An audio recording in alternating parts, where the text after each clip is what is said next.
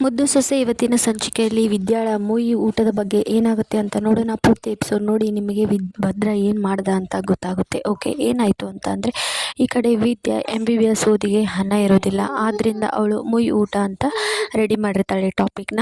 ಆ ಟಾಪಿಕ್ಕಿಂದ ಇದರಲ್ಲಿ ಬೇಳೆ ಬೇಯಿಸ್ಕೊಳ್ಳೋರು ಯಾರು ಅಂತ ಅಂದರೆ ಸಾವಿತ್ರಿ ಹಾಗೆ ವಿನಂತಿ ಈಶ್ವರಿ ಇವರು ತಮ್ಮ ಬೇಳೆನ ಬೇಯಿಸ್ಕೊಳ್ಳೋಕ್ಕೆ ರೆಡಿ ಆಗ್ತಿರ್ತಾರೆ. ಆದರೆ ನಿಜ ಏನಾಗುತ್ತೆ ಅಂತಂದರೆ ಈ ಕಡೆ ಕ್ವಾಟ್ಲೆ ಆ ಮುಯಿ ಊಟದ ಪೋಸ್ಟರ್ನೆಲ್ಲ ಊರು ತುಂಬ ಎಲ್ಲ ಅಂಟಿಸ್ತಿರ್ತಾನೆ.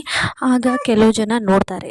ಆನಂತರ ಏನಾಗುತ್ತೆ ಅಂತಂದರೆ ಇವರು ಮುಯಿ ಊಟದ ಪೋಸ್ಟರ್ ಎಲ್ಲ ಕಡೆ ಹಚ್ತಾರೆ. ಈ ಕಡೆ ಮುದ್ದು ಸೊಸೆ ಅಂದರೆ ವಿದ್ಯಾ ಅವ್ರ ಮನೆಯಲ್ಲಿ ಎಲ್ಲ ತರಕಾರಿ ಹೆಚ್ಚೋದು, ಎಲ್ಲ ಅಡುಗೆಗೆ ರೆಡಿ ಮಾಡ್ಕೋದು, ಈ ರೀತಿ ಎಲ್ಲ ರೆಡಿ ಮಾಡ್ತಿರ್ತಾರೆ. ಹಾಗೆ ಈ ಕಡೆ ಸಾವಿತ್ರಿ ಮನೆಯಲ್ಲಿ ನಾನು ದೇವರಿಗೆ ಕೋನ ಮಾಡ್ತೀನಿ ಅಂತ ಬೇಡ್ಕೊಂಡಿದ್ದೆ ಅನ್ನ ಅಂತ ಹೇಳ್ಬಿಟ್ಟು ಅವ್ರಿಗೆ ಇದು ಮಾಡ್ತಿರ್ತಾರೆ. ಅಷ್ಟರಲ್ಲಿ ಅಜ್ಜಿ ಮುಯಿ ಊಟದ ಬಗ್ಗೆ ವಿದ್ಯಾ ಏನು ಮಾಡ್ಕೊಂಡ್ಲೋ ಏನೋ ಅಂತ ವಿದ್ಯಾ ಬಗ್ಗೆ ಅಜ್ಜಿ ಚಿಂತೆ ಮಾಡ್ಕೊಳ್ತಾ ಕೂತಿರ್ತಾಳೆ. ಭದ್ರನಿಗೂ ಕೂಡ ವಿದ್ಯಾಳೆ MBBS ತಲೆಯಲ್ಲಿ ಇರುತ್ತೆ. ಆದರೆ ಅವಳಿಗೆ ಇವನು ಡಿವೋರ್ಸ್ ಕೊಡೋಕ್ಕೆ ಅಂತ ರೆಡಿಯಾಗಿರ್ತಾನೆ.